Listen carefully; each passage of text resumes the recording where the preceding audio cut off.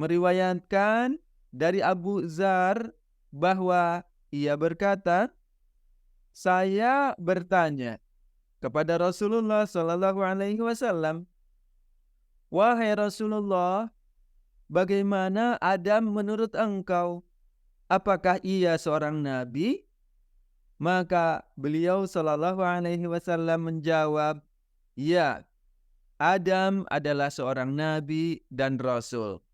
Allah telah berbicara kepadanya dengan berhadapan, lalu Allah berfirman, Ayo baca kitab. Oi. jangan lupa subscribe, like, dan share Baca Kitab Boy. Assalamualaikum warahmatullahi wabarakatuh. Bismillahirrahmanirrahim. Kita akan melanjutkan pembacaan kitab tafsir Ibnu Katsir, dan kini kita memasuki ayat 35 dan 36 surah Al-Baqarah. Baik, kita mulai. A'udzu billahi minasyaitonir rajim. Wa qulna ya Adamu uskun anta wa zaujukal jannah. Dan kami berfirman, wahai Adam, tinggallah engkau dan istrimu di dalam sorga. Wa kula minha ragadan haitsu syi'tuma, dan makanlah dengan nikmat berbagai makanan yang ada di dalam sorga itu sesuka hatimu. Wala taqraba hadhihi syajarata, akan tetapi janganlah kamu mendekati pohon ini. Fantakuna minaz zalimin, nanti kamu termasuk orang-orang yang zalim. Demikian pada ayat ke-35. Fa'azallahuma syaitanu anha, lalu setan memperdayakan keduanya. Fa'akharajahuma mimma kana fih, sehingga keduanya dikeluarkan dari segala kenikmatan ketika keduanya berada di dalam sorga itu. Wa qulna bitu ba'dukum li ba'din adu, dan kami berfirman, turunlah kamu, sebagian dari kamu menjadi musuh bagi sebagian yang lainnya. Walakum fil ardi mustaqarru wa mata'un ilahin, dan bagi kamu ada tempat tinggal dan kesenangan di bumi sampai waktu yang ditentukan. Demikian pada ayat ke-36-nya. Berkenaan dengan tafsir kedua ayat ini, Ibnu Katsir menjelaskannya sebagai berikut. Setelah Allah Ta'ala memerintahkan kepada para malaikat agar bersujud kepada Adam, dan mereka pun bersujud kepadanya, kecuali iblis, maka kemudian Allah Ta'ala mengabarkan tentang bentuk kemuliaan yang lain yang diberikan oleh Allah kepada Adam, yaitu memperbolehkan Adam untuk tinggal di dalam sorga kapan saja sekehendaknya, dan diperbolehkan kepadanya memakan makanan yang banyak lagi baik di mana saja yang disukainya. Al-Hafiz Abu Bakar bin Mardawai meriwayatkan dari Abu Dzar bahwa ia berkata, saya bertanya kepada Rasulullah Shallallahu Alaihi Wasallam, wahai Rasulullah, bagaimana Adam menurut engkau? Apakah ia seorang nabi?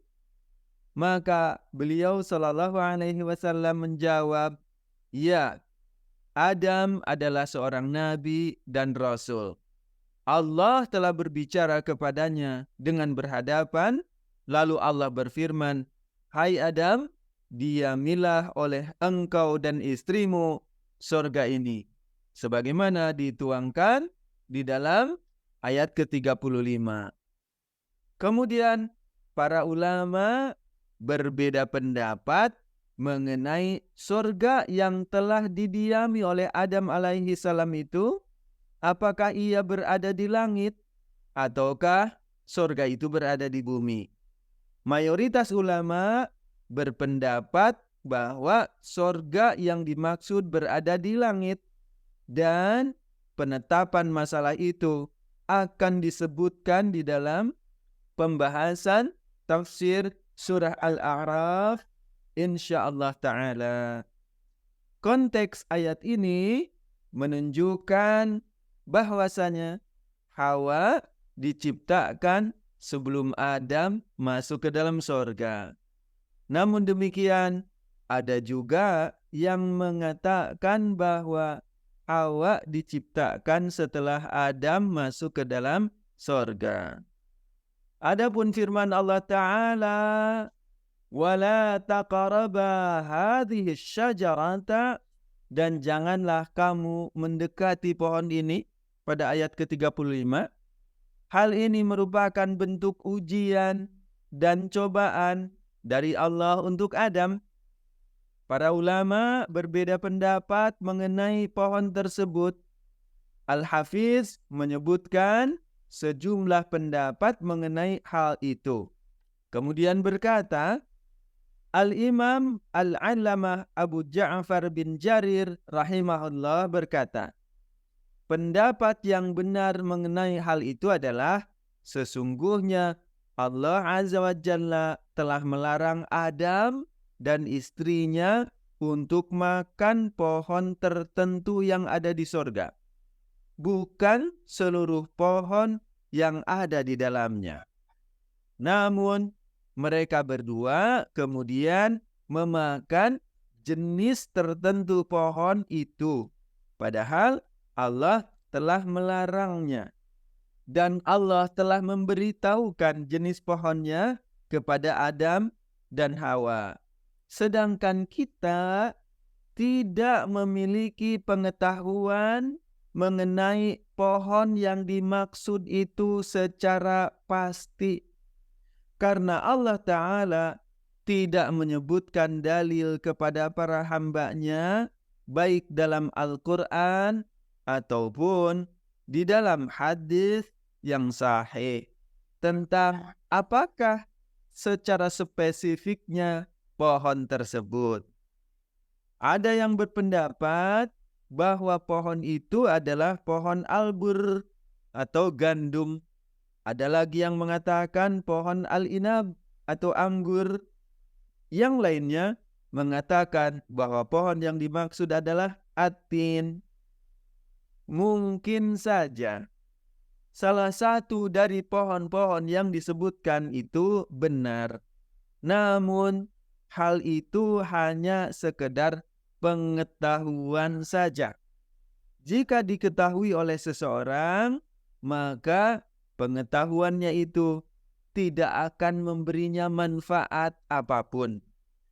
Dan jika seseorang tidak mengetahui nama pohon yang dimaksudkan oleh Allah itu, maka tidak akan memberikan mudarat apapun pada orang yang tidak mengetahuinya. Wallahu a'lam bissawab. Selanjutnya, firman Allah Ta'ala, fa'azallahuma syaitanu anha, lalu keduanya digelincirkan oleh syaitan darinya. Tidak salah jika dhamir atau kata ganti pada lafaz anha darinya itu merujuk kepada al-jannah atau surga. Sehingga makna firman tersebut sesuai dengan yang dikatakan oleh Asim bin Bahdalah. Dia adalah Ibnu An-Najud yang mengatakan bahwa lafaz fa'azallahuma artinya lalu syaitan menjauhkan atau menggelincirkan keduanya dari surga. Boleh pula Dhamir itu kembali kepada yang terdekat, yaitu asy-syajarah, pohon, sehingga maknanya sesuai dengan apa yang dikatakan oleh Al-Hasan dan Qatadah, bahwa lafaz fa'azallahuma syaitanu anha maksudnya adalah Adam digelincirkan dengan sebab pohon tersebut, yaitu sebagaimana firman Allah Ta'ala, yu'faku anhu man ufik, dipalingkan darinya orang yang dipalingkan. Quran surah Az-Zariyat ayat 9. Yakni seseorang tergelincir karena dia digelincirkan, sebagaimana seseorang terpalingkan karena dia dipalingkan. Itulah sebabnya Allah Ta'ala berfirman, فَأَخْرَجَهُمَا مِمَّا كَانَ فِيهِ, maka dikeluarkanlah keduanya dari keadaan semula, yakni dari pakaian, dari tempat tinggal yang nyaman, dari rezeki yang enak dan menyenangkan. Dikeluarkan orang itu dari kondisi tersebut. Kemudian firman Allah Ta'ala, wa qulna ihbitu ba'dukum li ba'din adu, turunlah kamu, sebagian kamu menjadi musuh bagi yang lainnya. Walakum fil ardi mustaqarru wa mata'un ilahin, dan bagi kamu ada tempat tinggal dan kesenangan di bumi sampai waktu yang ditentukan. Firman ini bermakna bahwa keadaan yang baru yang diberikan oleh Allah kepada Adam bersifat sementara dengan waktu tertentu saja, hingga tibalah hari kiamat. Az-Zuhri meriwayatkan sebuah hadis yang datang dari Abu Hurairah, bahwasanya Rasulullah sallallahu alaihi wasallam bersabda, khairu yaumin tala'at fihi syamsu yaumul jumu'ah, sebaik-baik hari pada waktu matahari terbit adalah hari Jumat. Fihi khuliqa Adam, pada hari itu Adam diciptakan. Wa fihi adkhilal jannah, dan pada hari Jumat juga Adam dimasukkan ke dalam surga. Wa fihi akhrija minha, dan pada hari Jumat juga Adam dikeluarkan darinya. Hadis riwayat Muslim dan An-Nasa'i.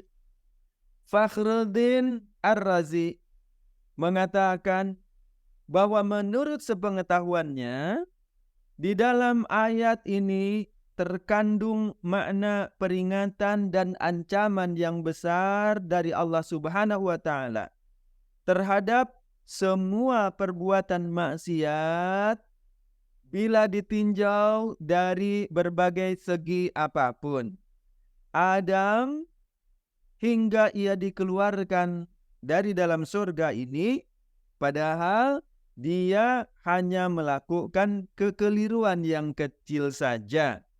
Maka melalui ayat ini diperingatkan bahwa kesalahan dan kekeliruan kecil yang dilakukan Adam itu sedemikian besar konsekuensinya, sehingga orang-orang yang beriman akan malu terhadap perbuatan maksiat yang dilakukannya walaupun sangat kecil.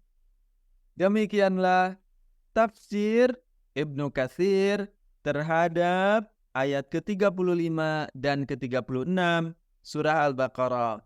Wallahu a'lam bissawab. Insyaallah pada kesempatan yang akan datang kita akan melanjutkan pembacaan kitab tafsir Ibnu Katsir untuk ayat yang ke-37. Assalamualaikum warahmatullahi wabarakatuh. Ayo baca kitab. Oi. Jangan lupa subscribe, like, dan share Baca Kitab Boy.